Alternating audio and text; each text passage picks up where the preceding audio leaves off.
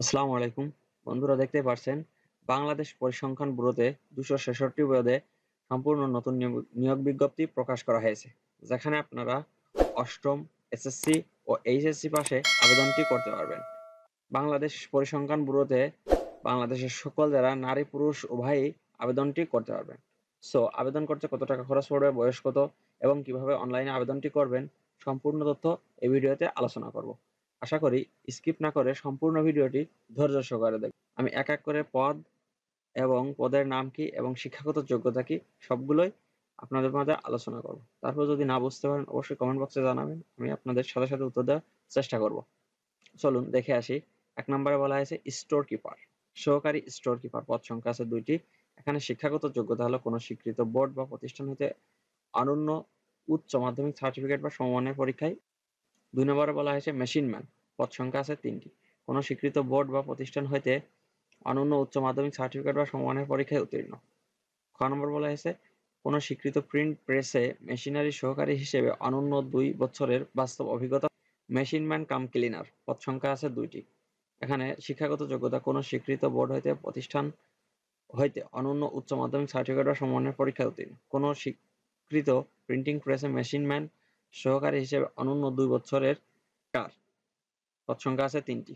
কোনো স্বীকৃত বোর্ড বা প্রতিষ্ঠান হইতে অনন্য উচ্চ মাধ্যমিক সার্টিফিকেট পরীক্ষায় উত্তীর্ণ এবং প্যাকেজিং কাজে অনন্য ২ বছরের চেইনম্যান। পদ সংখ্যা আছে ১৬৯টি। কোনো স্বীকৃত বোর্ড হইতে অনন্য মাধ্যমিক স্কুল সার্টিফিকেট বা সমমানের পরীক্ষা উত্তীর্ণ এবং সংশ্লিষ্ট কাজে বাস্তব অভিজ্ঞতা সম্পূর্ণ প্রার্থীকে অগ্রাধিকার দেওয়া হবে। অফিস সহায়ক। পদ সংখ্যা আছে ৭৭টি। কোনো স্বীকৃত বোর্ড হইতে বা প্রতিষ্ঠান হইতে অনন্য মাধ্যমিক স্কুল সার্টিফিকেট বা সমমানের পরীক্ষায় উত্তীর্ণ। আপনার ২৬৬টি পদের জন্য ৬টি ক্যাটাগরিতে নেওয়া হবে। শিক্ষাগত যোগ্যতা কি এবং পদ সংখ্যা কত সম্পূর্ণ এখানে।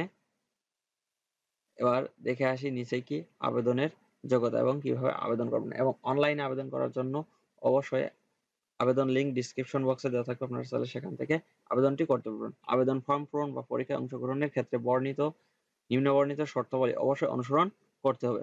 ১ নম্বর, নিয়োগের ক্ষেত্রে সকল প্রস্তুত বিধিবিধান আপনার মানতে হবে। ১-৩-২০২৫ তারিখ আবেদনকারী সর্বনিম্ন ও সর্বোচ্চ বয়স সর্বনিম্ন ১৮ এবং সর্বোচ্চ ৩২ বছর। এফিডেভিট গ্রহণযোগ্য হবে না। লিখিত প্রয়োজনে বাছাই পরীক্ষা সহ মৌখিক ও ব্যবহারিক পরীক্ষায় প্রযোজ্য ক্ষেত্রে অংশগ্রহণের জন্য কোনো প্রকার টিএডিএ প্রদান করা হবে।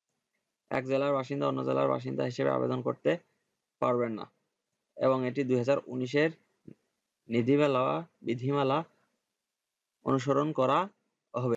তারপরে মুক্তিযোদ্ধাদের জন্য যা যা আছে সেগুলো দেওয়া হবে। আপনারা চাইলে সেগুলো ডকুমেন্টগুলো প্রয়োজনীয় দিয়ে দেবেন। মুক্তিযোদ্ধা বিধিক মন্ত্রণালয়ে ১-২-২০০৯ তারিখে মরিচ সনদ ১-২-৩ ১৪০ নং প্রজ্ঞাপন অনুযায়ী ১৯৯৭ থেকে ২০০১ সাল পর্যন্ত সরকার প্রধান কর্তৃক স্বাক্ষরিত মুক্তিযোদ্ধা সনদ কর্তৃক ইস্যুকৃত পিতামাতার মুক্তিযোদ্ধা সনদ থাকতে হবে। আর বাকি যেগুলো আছে এগুলো আপনারা একটু দেখে নেবেন। তারপর বলা হয়েছে মৌখিক পরীক্ষার প্রদর্শন একটি করে সত্যায়িত প্রথম শ্রেণীর গেজেট দ্বারা অনলাইনে পূরণ আবেদনপত্র থাকতে হবে। এবং কি কি থাকতে হবে এখানে দেখেন দেওয়া আছে।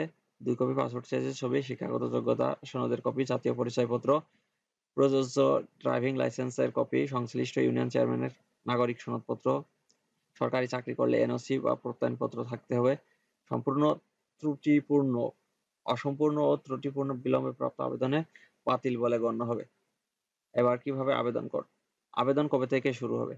১৬-৩-২০২৫ সকাল ১০টা থেকে আবেদন শেষ হবে ৫-৪-২০২৫ বিকাল ৫টা পর্যন্ত। ৭২ ঘন্টা এবং এসএমএস করে আপনার ৭২ ঘন্টার ভিতরে পেমেন্ট করে দিতে হবে। স্বাক্ষর ৩০০ গুণ ৮০ পিক্সেলে এবং রঙিন ছবি ৩০০ গুণ ৩০০ পিক্সেলে স্ক্যান করে ১০০ কেবি ও ৬০ কেবির ভিতরে আপনার স্ক্যান করে পাঠিয়ে দিতে হবে। এবং কত টাকা খরচ পড়বে? এই দেখেন এখানে দেওয়া আছে যে পরীক্ষার ফি বাবদ ৫০ টাকা এবং টেলিটক চার্জ ৬ টাকা। অফেরতযোগ্য সর্বমোট ৫৬ টাকা। আবেদনের অনধিক ৭২ ঘন্টার মধ্যে আপনার টাকাটি জমা দিয়ে দিতে হবে। আর আপনার যদি কোনো সন্দেহ হয় এটা স্ক্যান করলে সাথে সাথে আপনার ওয়েবসাইটে নিয়ে যাবে। তো এই ছিল হলো বাংলাদেশ পরিসংখ্যান bureau AF and MIT wing পরিসংখ্যান ভবন। এই ছিল হলো 266 পদের বিস্তারিত আলোচনা। আপনারা চাইলে আবেদনটি করতে পারবেন। তো ভালো থাকবেন, সুস্থ থাকবেন। ধন্যবাদ সবাইকে। আসসালামু আলাইকুম।